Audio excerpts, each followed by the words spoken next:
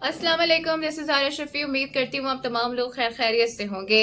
तो मेरे पास आज आप सब के लिए एक अच्छी खबर भी है और वो खबर ये है कि इसराइल के दिन अब गिने जा चुके हैं। लास्ट वीडियो में मैंने आपसे शेयर किया था कि इसराइल की मुश्किलात में मज़ीद भी इजाफा होते हुए हम देख रहे हैं।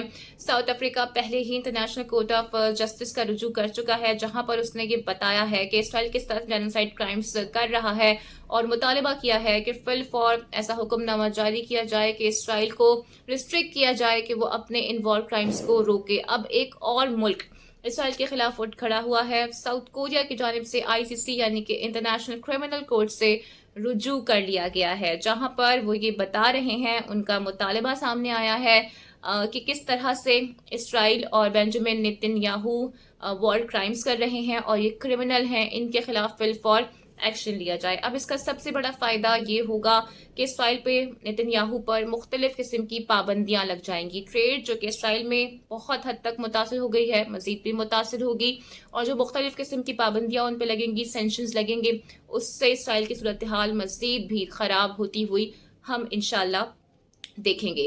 पाकिस्तान भी वैसे ये काम कर सकता था, और आप देखें कि एक नॉन मुस्लिम कंट्री है साउथ अफ्रीका, जिसने आईसीसी का रुख किया और उसके बाद अब कोरिया की जानिब से भी रुख कर लिया गया है इंटरनेशनल क्रिमिनल कोर्ट का।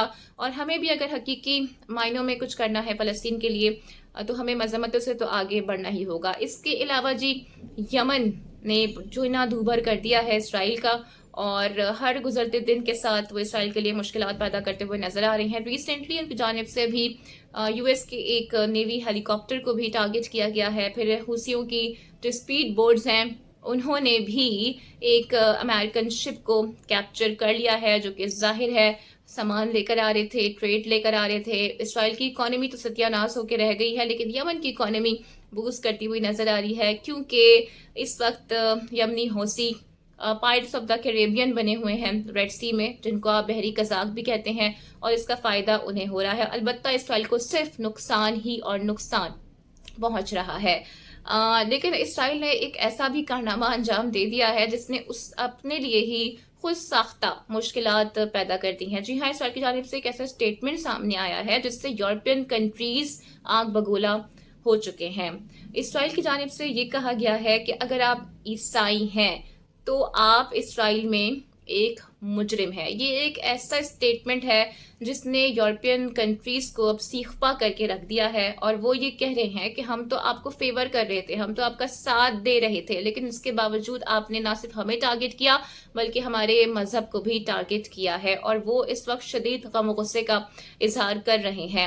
मतलब आप ये देखें कि इंडिया हो, पाकिस्तान हो, दीगर ममालिक हो, वहां पर आप किसी और मजहब की तबलीग नहीं कर सकते हैं, लेकिन जिस मजहब को आप मानते हैं, जिस मजहब को आप फॉलो करते हैं, उस पर आप स्टिक रह सकते हैं, उस पर आप कारबंद रह सकते हैं। कोई आपको फोर्स नहीं करेगा कि आप अपना मजहब तब्दील करें। लेकिन क्या आप इमेजिन कर सकते हैं कि ऐसा कानून इसराइल में पास हो गया है कि अगर आप यहूदी नहीं हैं, अगर आप किसी और मजहब से ताल्लुक रखते हैं, या आप ईसाई हैं खासकर, तो आप इसराइल में मुजरिम हैं। ये बाकायदा तौर पर इसराइल में लॉ पास हो चुका है, और इससे यूरोपियन कंट्रीज में काफ़ी कंसर्न्स का इजहार भी किया जा रहा है।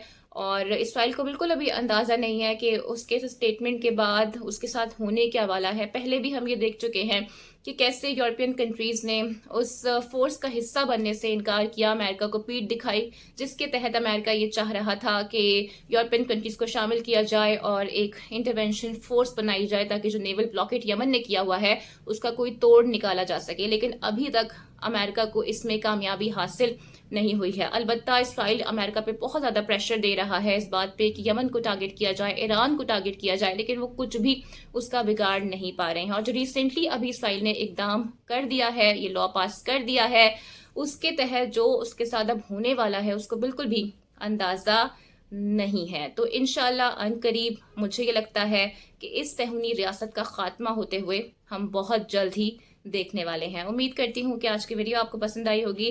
Don't forget to like and subscribe my channel. और मैं आपसे ये बारहा कह रही हूँ कि اسرائیل کی جانب سے ایک پروپیگنڈا وار شروع کی گئی ہے اور ویسٹرن تمام جو میڈیا ہے وہ اس کی فیور کرتے ہوئے نظر آ رہا ہے. تو مجھ سمیت جتنے بھی لوگ فلسطین سے متعلق کانٹینٹ بنا رہے ہیں انہیں آپ پلیز سپورٹ کریں، ان کی ویڈیوز کو لائک کریں، شیئر کریں، سبسکرائب کریں چینل کو اور ان کا ساتھ دیں تاکہ اسرائیل کو ہم اس پروپیگنڈا وار میں مات دے سکیں، شکست سے دو چار کر سکیں. امید کرتی ہوں کہ آج کی ویڈیو آپ کو پسند آئی ہوگی. اپنا بہت خیال رکھیے گا. Take care. اگلی ویڈیو میں آپ سے پھر ملاقات ہوتی ہے. اللہ حافظ.